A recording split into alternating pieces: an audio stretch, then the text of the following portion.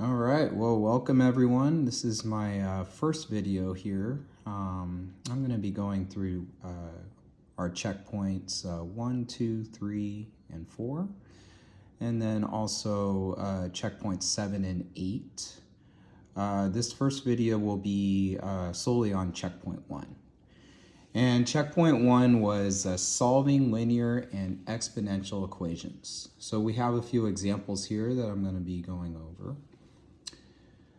Our first example, if we look at the problem here, it says the senior classes at high school A and high school B plan separate trips to the local amusement park. The senior class at high school A rented and filled 4 vans and buses with 324 students. High school B rented and filled 12 vans and 13 buses with 496 students. Every van had the same number of students in it as did the buses. How many students can a van carry? And how many students can a bus carry? All right, so the first thing we need to do is define the variables. And so I'm going to use V for the number of students in a van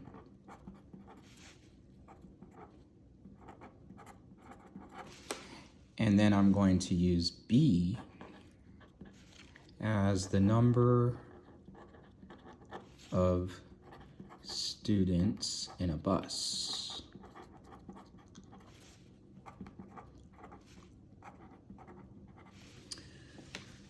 All right, so notice it's the number of students in a van and number of students in the bus, not the number of vans and buses, because we already know those. All right, so first let's look at high school A. They filled 4 vans, so 4V plus how many buses? 10 buses. And what were the total number of students? 324 for high school A. And then we look at high school B. They had 12 vans plus 13 buses. And they had a total of 496 students. All right, so this is obviously a system of equations, of linear equations. And so remember the different ways to solve for the variables. We had substitution, elimination, and equal values. I think what we're going to be looking at here is elimination. But in order to use elimination, we need to multiply the top equation by 3 so we can eliminate the v's. So going to have to multiply the whole thing by 3. And I'm going to rewrite the equations over here. So 3 times 4v gives me 12v. 3 times 10b gives me 30b. And then 3 times 324 gives me 972. And then I'm going to write the second equation under it, unchanged.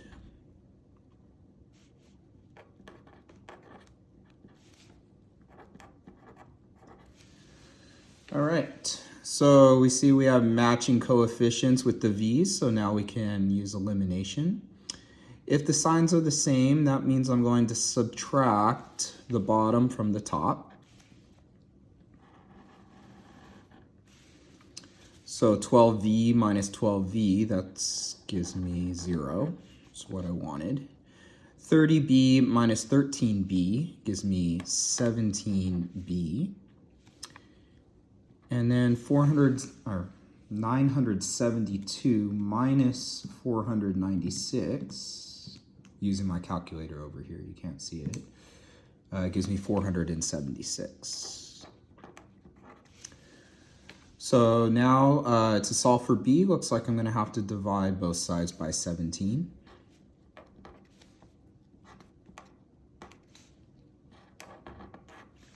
So b is going to equal 476 divided by 17, which is 28.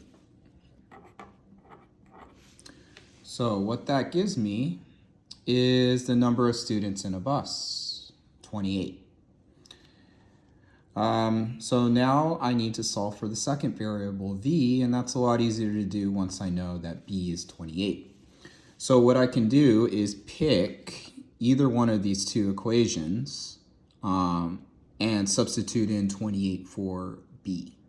So I'm going to choose the top equation because the numbers are smaller.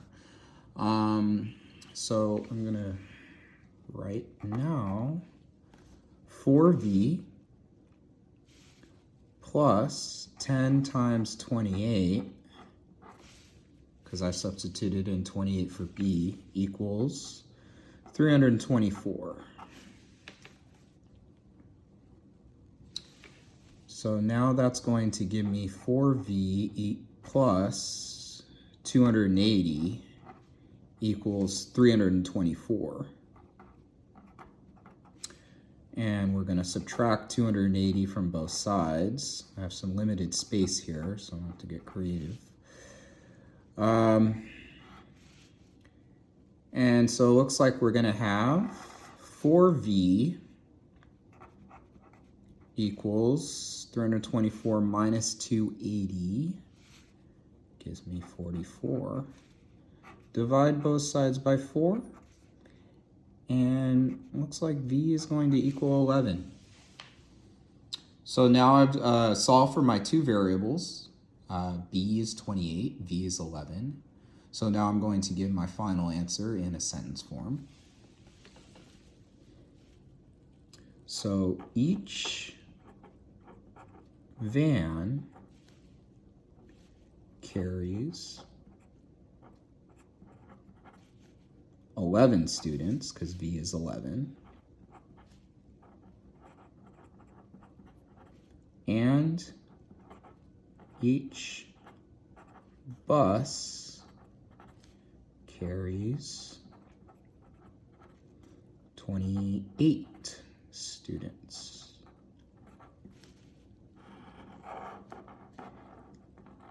And that is my solution for our first example. 11 students in each van and 28 students in each bus. All right, so let's move on to the next example, example 2. And it says that two towns, Hottsville and Coldsville, are both growing in population. Hottsville has 450 people and is growing by 10 people each year. Coldsville has 600 people and is growing at 5 people per year. When will both towns have the same number of people?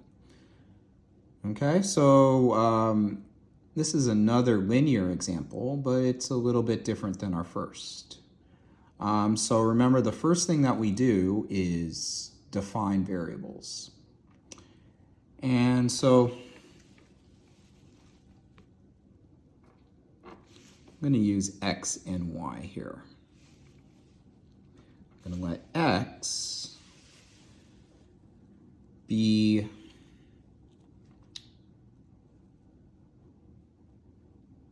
the number of years.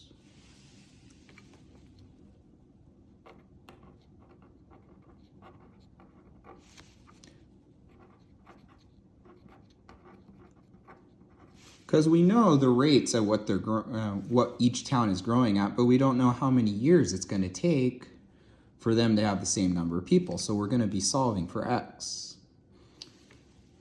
And then y is going to be the number of people in the town.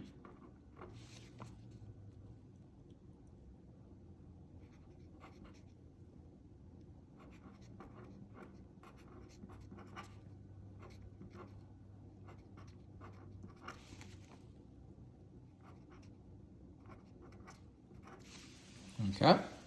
So now I'm going to write my system of equations here. And first I'm going to do Hotsville. So y equals, it has 450 people right now, plus 10 people per year. So 10 times x. And then I'm going to do Coldsville. Y equals, they have 600 people right now, and they're going to grow at a rate of 5 people per year, so plus 5x. All right, so again, we have a system of equations, and we want to know after how long will the towns have the same number of people. So this sets up for equal values, because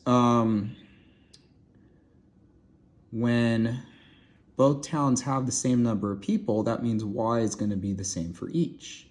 So what we're going to do is set 450 plus 10x equal to 600 plus 5x. And then we just use some algebra here. Looks like I'm going to subtract 450 from both sides. And then also subtract 5x from both sides. I want to get all my x's on the same side.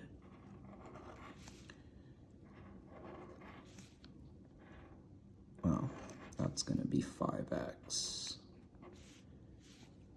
Equals 600 minus 450, that's 150.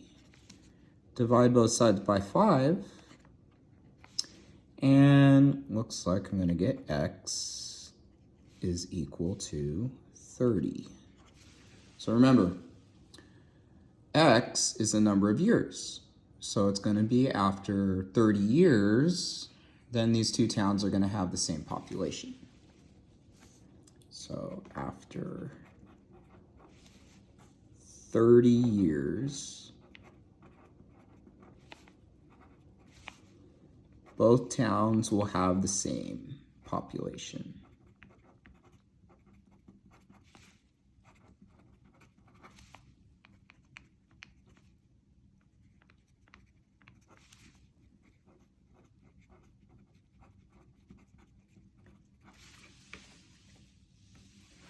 All right. So those are our two examples of systems of linear equations and solving for the variables and then writing our answers in sentence form.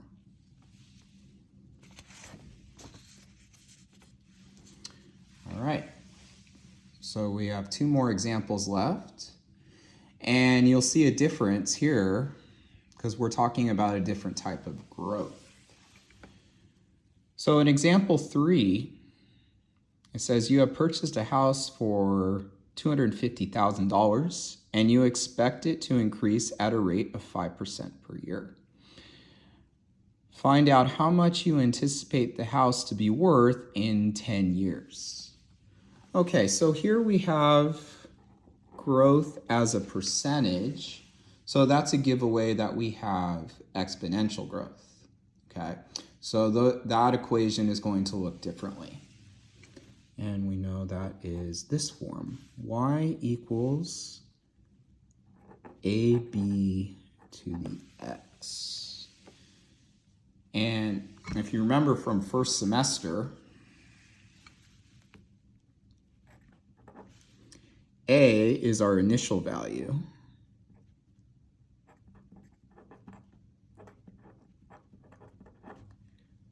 B is the multiplier.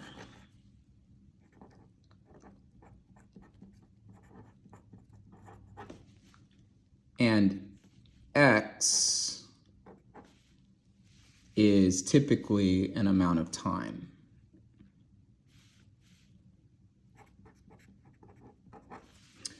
All right, and remember that our multiplier is either 1 plus the number 1 plus the appreciation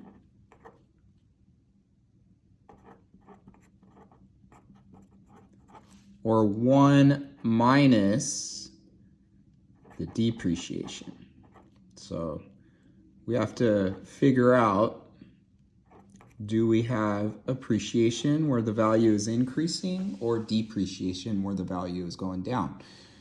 So in this case, the house is increasing, or we expect it to increase at 5% per year. Now it's important that we express the appreciation not as a percentage, but as a decimal.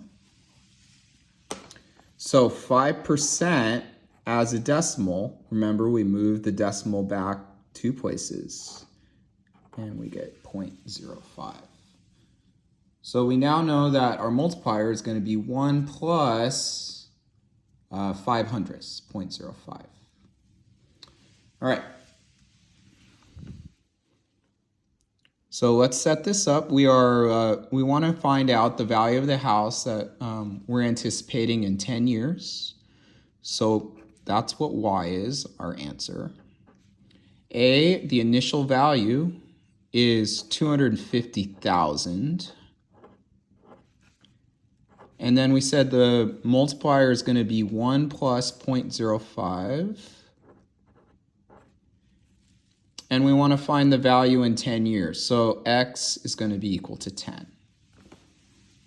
All right. Now remember, on your calculator, if you can see right here, if you've got one of these fancy calculators, you can just type it in.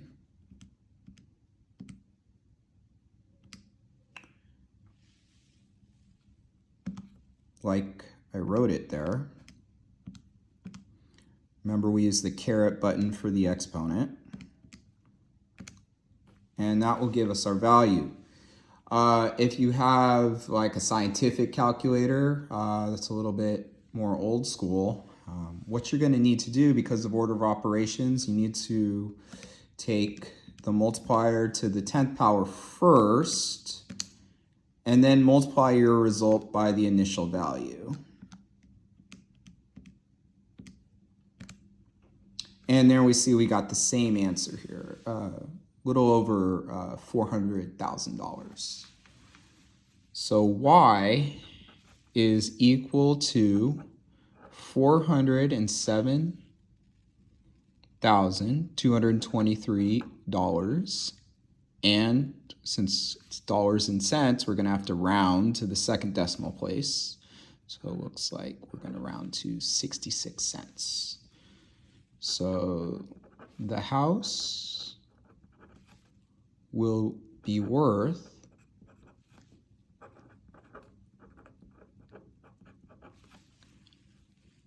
$407,000, 223 and 66 cents. Okay. So let's look at the final example here. It says that an original investment of $1,000 in stock went bad and has been declining at 12% per year for the past 3 years. What is the value of your investment? So again, we have change as a percentage, but in this case, it's been declining. So we're going to have some depreciation here. So we're going to be subtracting from the number 1. So our initial investment, A, was $1,000. And then our multiplier, B, we take the number 1.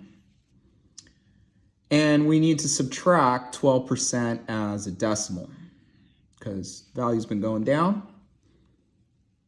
So 12% as a decimal is equal to 0.12, 12/100ths. Now, B can never be negative. So we do have depreciation.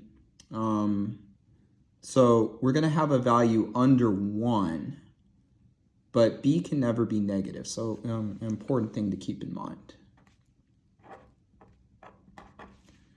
So our B is going to be equal to 88 hundredths, 0.88. All right.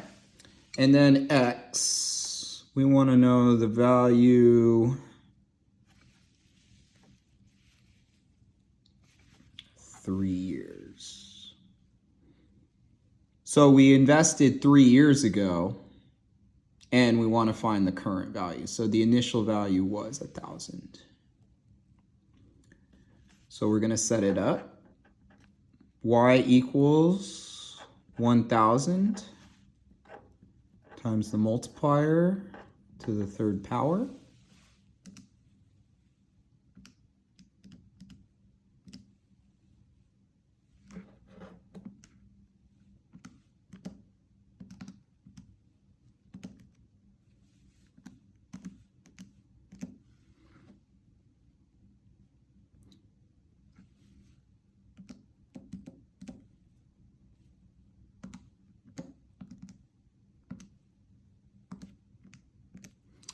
And looks like we got Y is equal to $681 and about, after rounding, 47 cents.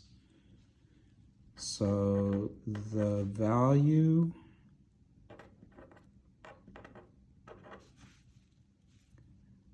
of the investment